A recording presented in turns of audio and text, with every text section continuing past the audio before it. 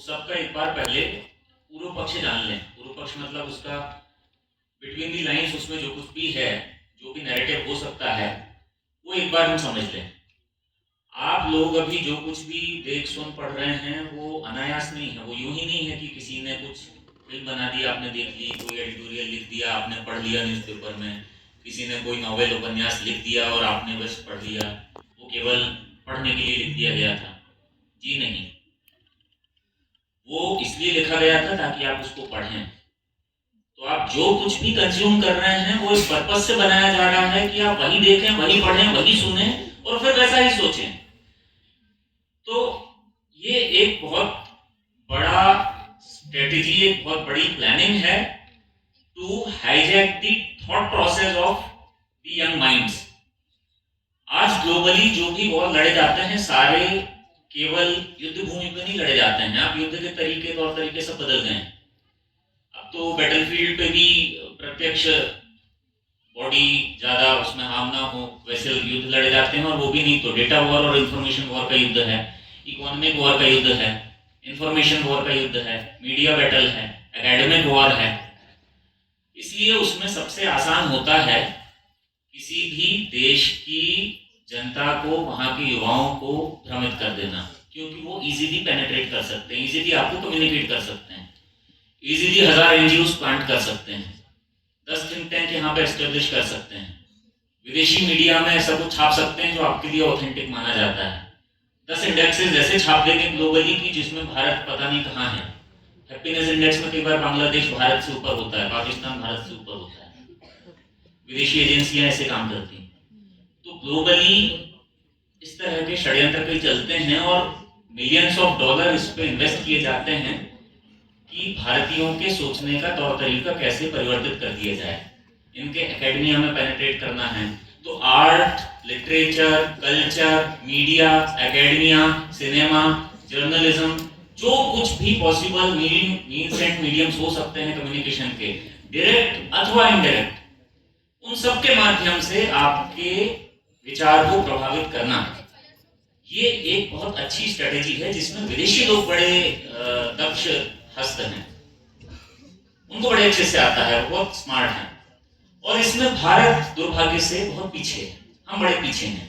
हमें जो कुछ भी कंटेंट मिलता है हम उसको यथावत एज इट इज कंज्यूम कर लेते हैं।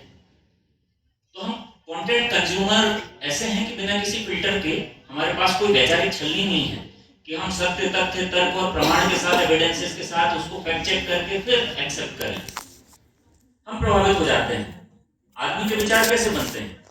सुबह से लेकर रात तक और जन्म से लेकर मृत्यु तक आप जो कुछ देखते, पढ़ते, सुनते हैं, आपका जैसा परिवेश होता है वैसे आपके विचार बनते हैं। 80% आप वैसे ही हो जाते हैं।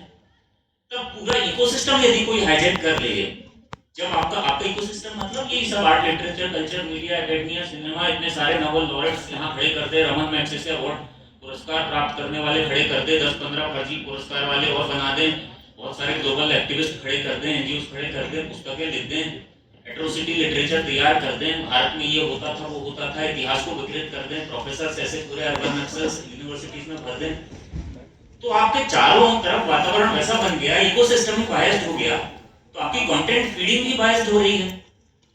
हम यूपीएससी की तैयारी कर रहे हैं तो हम उन्हीं हिस्टोरियंस को पढ़ रहे हैं, इरफान हबीब को पढ़ रहे हैं, रोमिला थापर को पढ़ रहे हैं, आर एस शर्मा को पढ़ रहे हैं, सोशल थियरी में हम उन्हीं सबको पढ़ रहे हैं। तो हम ये सब करते करते चाहे एनसीईआरटी पढ़ रहे हैं उसमें भी हम वही पढ़ रहे हैं।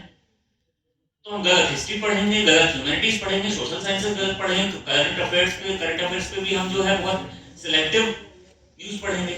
आउटरीच हमें जहां कहीं भी दिखेगा वो बहुत सिलेक्टिव आउटरीच दिखेगा। तो ये जो सिलेक्टिविटी है भारत में नैरेटिव्स की, नैरेटिव हाईजैक कर दिया गया है और हम उसमें मतलब एस्टेब्लिशमेंट वो नहीं है जो सरकार हम जिसको समझते हैं।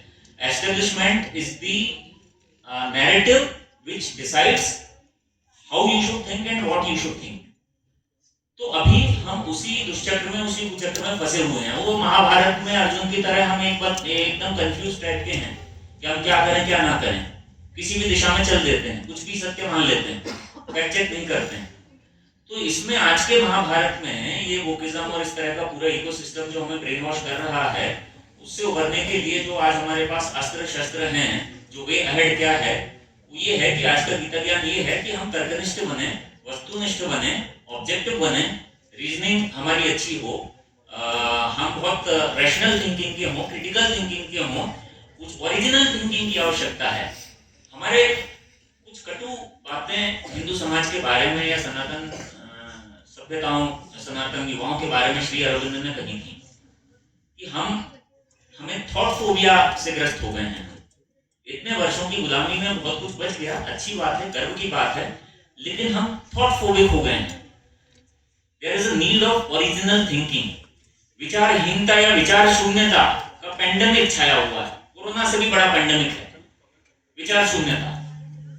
हम ओरिजिनल विचार करते नहीं हैं, हम जो सुनते हैं, समझते हैं, पढ़ते हैं, किताबें पढ़ते हैं, उस पर मंथन कितना करते हैं, उस पर चर्चा कितनी करते हैं, उसमें उचित अनुचित कितना है, इस पर कितना मंथन करते हैं, वो आवश्यक है। उसके बाद फिर हमारा कोई विचार बनेगा कि उचित क्या है, अनुचित क्या है।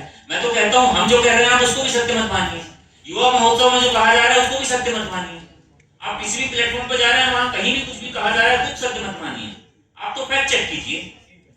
मैंने बोल दिया, आपने मान लिया, उसमें आपकी थिंकिंग कहां है? जो आपको क्लास में पढ़ाया गया आपने मान लिया, साइंस में पढ़ाया गया साइंस मान ली, वो भी एक तरह का ऑर्थोडॉक्सी हो गई वो तो आप किसी भी विचार को एज इट इज एक्सेप्ट मत कीजिए, किसी भी विचार को मत कीजिए। मैं बताऊं मेरे भी मत कीजिए, उसका भी फैक्ट चेक कीजिए, उसका भी एनालिसिस कीजिए, उसका भी कंपैरेटिव एनालिसिस कीजिए। मैं तो कहता हूं आप सोशलिज्म, मार्क्सिज्म, जितने भी इज्म चलते हैं, कैपिटलिज्म, सारे इज्म पढ़ डालिए और उनका कंपैरेटिव एनालिसिस कीजिए। कौन सा इज्म आपको अच्छा लगता है फिर आप तय कर दीजिए। आप इस्लाम पढ़ लीजिए, क्रिश्चियनिटी पढ़ लीजिए, सनातन धर्म पढ़ लीजिए, जुडाइज्म पढ़ लीजिए, दुनिया के सारे रिलीजन पढ़ लीजिए, फिर देखिए कौन सी थियोलॉजी या कौन सी स्पिरिचुअलिटी अच्छी है, उसको स्वीकार कर लीजिए।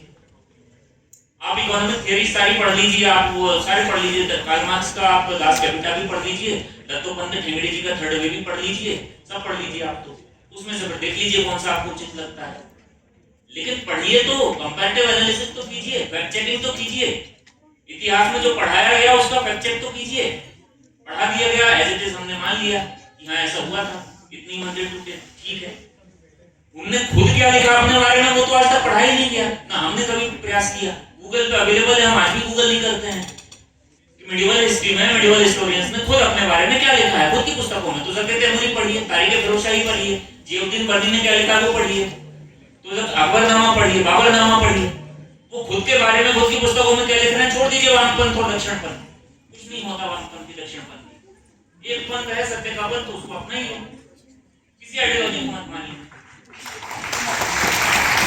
तो जब आप रैशनल हो जाएंगे, सत्य